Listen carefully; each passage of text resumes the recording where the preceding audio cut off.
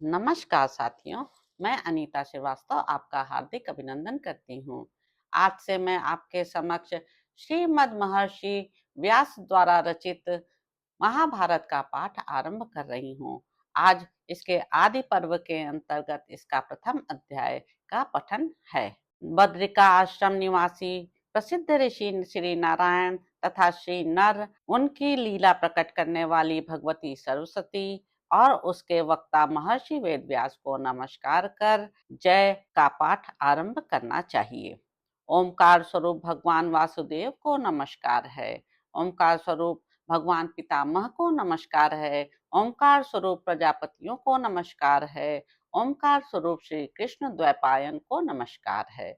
ओमकार स्वरूप सर्व विघ्न विनाशक विनायकों को नमस्कार है।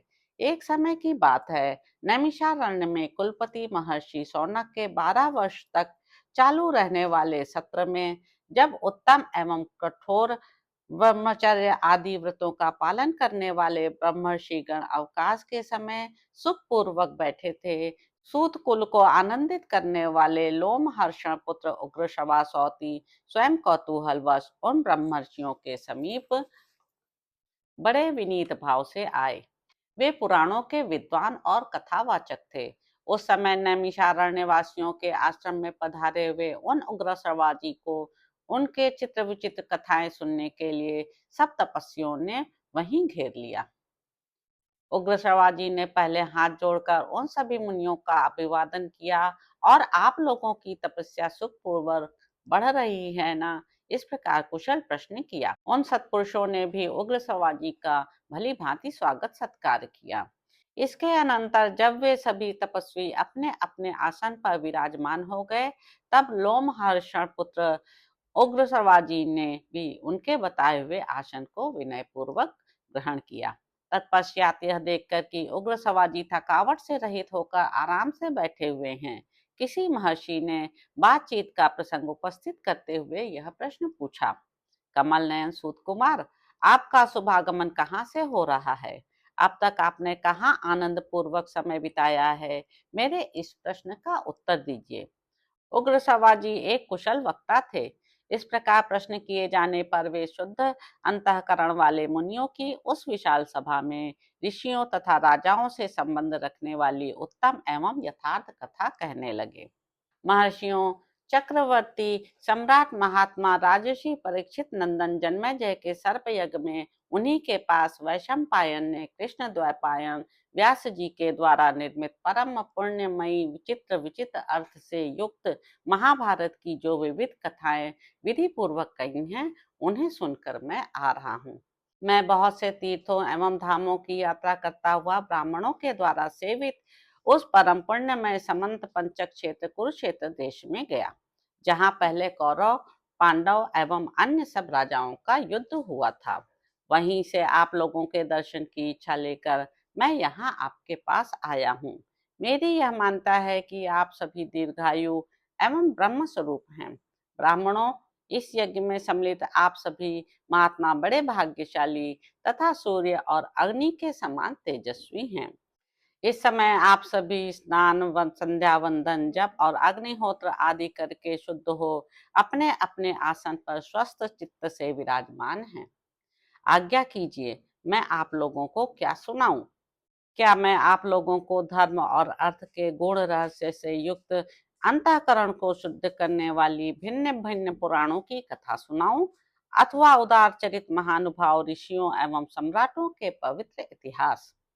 उग्र परम ऋषि श्री कृष्ण द्वैपायन ने जिस प्राचीन इतिहास रूप पुराण का वर्णन किया है और देवताओं तथा ऋषियों ने अपने अपने लोक में श्रवण करके जिसकी भूरी भूरी प्रशंसा की है, जो आख्यानों में सर्वश्रेष्ठ है, जिसका एक एक पद, वाक्य एवं पर्व विचित्र शब्द विन्यास और रमणीय अर्थ से परिपूर्ण है, जिसमें आत्मा परमात्मा के सूक्ष्म स्वरूप का निर्णय एवं उनके अनुभव के लिए अनुकूल युक्तियां भरी हुई हैं और जो संपूर्ण वेदों के तात्पर्यानुकूल अर्थ से अलंकृत है, उस भारत इतिहास की परम पुण्यमयी ग्रंथ के गुप्त भावों को स्पष्ट करने वाली पदों, वाक्यों की व्युत्पत्ति से युक्त, सब शास्त्रों के अभिप्राय के अनुकूल और उनसे समर्थित जो अद्भुत कर्मा व्यास की संहिता है, उसे हम सुनना चाहते हैं।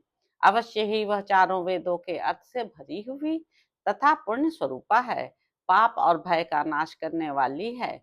भगवान वेद व्यास की आज्ञा से राजा जन्मेजय के यज्ञ में प्रसिद्ध ऋषि वैशंपायन ने आनंद में भरकर भली भांति इसका निरूपण किया है।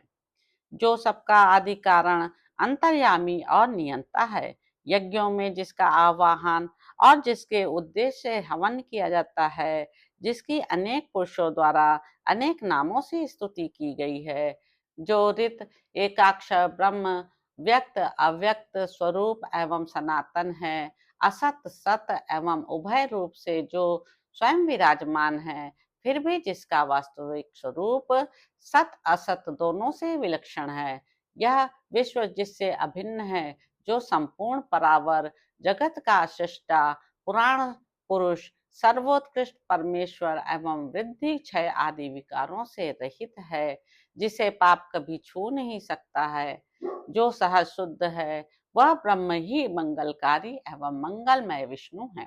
उन्हीं चराचर गुरु ऋषि के श्री हरि को नमस्कार करके सर्वलोक पूजित अद्भुत कर्मा महात्मा महर्षि व्यास देव के इस अंतःकरण शोधक मत का मैं वर्णन करूंगा। पृथ्वी पर इस इतिहास का अनेकों कवियों ने वर्णन किया है और इस समय भी बहुत से वर्णन करते हैं। इसी प्रकार अन्य कवि आगे भी इसका वर्णन करते रहेंगे। इस महाभारत की तीनों लोकों में एक महान ज्ञान के रूप में प्रतिष्ठा है। ब्राह्मण आदि द्विजाति संक्षेप और विस्तार दोनों ही रूपों में अध्ययन और अध्यापन की परंपरा के द्वारा इसे अपने हृदय में धारण करते हैं। यह शुभ शब्द विन्यास से अलंकृत तथा वैदिक लौकिक या संस्कृत प्राकृत संकेतों से सुशोभित है। अनुष्टुप इंद्र वज्र आदि नाना प्रकार के छंद भी इसमें प्रयुक्त हुए हैं, अतः यह ग्रंथ विद्वानों को बहुत ही प्रिय है। हिमालय की पवित्र तलहटी में पर्वतीय गुफा के भीतर धर्मात्मा व्यास जी स्नान आदि से शरीर शुद्ध करके पवित्र हो कुश का आसन बिछाकर बैठे थे। उस समय नियम पालन पूर्वक शांत चित्त हो तपस्या में संलग्न थे। ध्यान योग में स्थित हो उन्होंने धर्म पूर्वक महाभारत इतिहास के स्वरूप का विचार करके ज्ञान दृष्टि द्वारा आदि से अंत तक सब कुछ प्रत्यक्ष की भांति देखा। सृष्टि के प्रारंभ में जहाँ वस्तु विशेष या नाम रूप आदि का भान नहीं होता था, प्रकाश का कहीं नाम नहीं था, सर्वत्र अंधकार ही अंधकार छा रहा था, उस समय एक बहुत बड़ा अंड प्रकट हुआ जो संपूर्ण प्रजाओं का अविनाशी बीज था। ब्रह्मकल्प के आदि में उसी महान एवं दिव्य अंड को 4 प्रकार के प्राणी समुदाय का कारण कहा जाता है, जिसमें सत्य स्वरूप ज्योतिर्मय सनातन ब्रह्म अंतर्यामी रूप से प्रविष्ट हुआ है, ऐसा श्रुति वर्णन करती है। वह ब्रह्म अद्भुत अचिंत्य सर्वत्र समान रूप से व्याप्त अव्यक्त सूक्ष्म कारण स्वरूप एवं अनिर्वचनीय है और जो कुछ सत असत रूप में उपलब्ध होता है सब वही है। उस अंड से ही प्रथम देहधारी प्रजापालक प्रभु देव गुरु पितामह ब्रह्मा तथा रुद्र मनु प्रजापति परम मेष्ठी प्रचेताओं के पुत्र दक्ष तथा दक्ष के 7 पुत्र प्रकट हुए। तत्पश्चात 21 प्रजापति पैदा हुए, जिन्हें मत्स्य कूर्म आदि अवतारों के रूप में सभी ऋषि मुनि जानते हैं। वे अप्रेय आत्मा विष्णु रूप पुरुष, उनकी विभूति रूप विश्वदेव आदित्य वसु एवं अश्विनी कुमार आदि भी प्रकट हुए हैं। तदंतर यक्ष साध्य पिशाच गुह्यक और पितर एवं तत्वज्ञानी सदाचार परायण साधु शिरोमणि ब्रह्मर्षि गण प्रकट हुए। इसी प्रकार बहुत से राजर्षियों का प्रादुर्भाव हुआ और जो सबके सब शौर्य आदि सद्गुणों से संपन्न थे। क्रमशः उसी ब्रह्मांड से जल द्युलोक पृथ्वी वायु अंतरिक्ष और दिशाएं भी प्रकट हुई हैं। संवत्सर ऋतु मास पक्ष दिन तथा रात्रि का प्राकट्य भी क्रमशः उसी से हुआ है। इसके सिवा और भी जो कुछ लोक में देखा या सुना जाता है वह सब उसी अंड से उत्पन्न हुआ है। यह जो कुछ भी स्थावर जंगम जगत दृष्टिगोचर होता है, वह सब प्रलय काल आने पर अपने कारण में विलीन हो जाता है। जैसे ऋतु के आने पर उसके फल पुष्प आदि नाना प्रकार के चिन्ह प्रकट होते हैं और ऋतु बीत जाने पर वे सब समाप्त हो जाते हैं, उसी प्रकार कल्प का आरंभ होने पर पूर्ववत वे पदार्थ दृष्टिगोचर होने लगते हैं और कल्प के अंत में उनका लय हो जाता है। इस प्रकार यह अनादि और अनंत काल चक्र लोक में प्रवाह रूप से नित्य घूमता रहता है। इसी में प्राणियों की उत्पत्ति और संहार हुआ है। इसका कभी उद्भव और विनाश नहीं होता। देवताओं की सृष्टि संक्षेप से 33,000, 3300 और 33 लक्षित होती है। पूर्व काल में दिवा पुत्र बृहद भानु चक्षु आत्मा विभावसु सविता ऋचिक अर्क भानु आशावह तथा रवि, ये सब शब्द विवस्वान के बोधक माने गए हैं और सब में अंतिम रवि है, वे मह्य माने गए हैं। इनके तनय देवभ्राट हैं और देवभ्राट के तनय सुभ्राट माने गए हैं। सुभ्राट के 3 पुत्र हुए, वे सबके सब संतानवान और बहुश्रुत ज्ञाता हैं। उनके नाम इस प्रकार हैं: दश ज्योति, शत ज्योति और सहस्त्र ज्योति। महात्मा दश ज्योति के 10,000 पुत्र हुए, उनसे भी 10 गुने अर्थात 1,00,000 पुत्र यहाँ शत ज्योति के हुए। फिर उनसे भी 10 गुने अर्थात 10,00,000 पुत्र सहस्त्र ज्योति के हुए। उन्हीं से यह कुरु वंश, यदुवंश, भरत वंश, ययाति और इक्ष्वाकु के वंश तथा अन्य राजर्षियों के सब वंश चले। प्राणियों की सृष्टि परंपरा और बहुत से वंश भी इन्हीं से प्रकट हो विस्तार को प्राप्त हुए हैं। भगवान वेदव्यास ने अपनी ज्ञान दृष्टि से संपूर्ण प्राणियों के निवास स्थान, धर्म, अर्थ और काम के भेद से त्रिविध रहस्य, कर्मोपासना ज्ञान रूप वेद विज्ञान सहित योग, धर्म, अर्थ एवं काम, इन धर्म, काम और अर्थ रूप 3 पुरुषार्थों के प्रतिपादन करने वाले विविध शास्त्र, लोक व्यवहार की सिद्धि के लिए आयुर्वेद, धनुर्वेद, स्थाप्य वेद, गांधर्व वेद आदि लौकिक शास्त्र सब उन्हीं 10 ज्योति आदि से हुए हैं। इस तत्व को और उनके स्वरूप को भली भांति अनुभव किया गया है। उन्होंने ही इस महाभारत में व्याख्या के साथ उन सब इतिहास का तथा विविध प्रकार की शक्तियों के रहस्य आदि का पूर्ण रूप से निरूपण किया है और इस पूर्णता को ही इस ग्रंथ का लक्षण बताया गया है।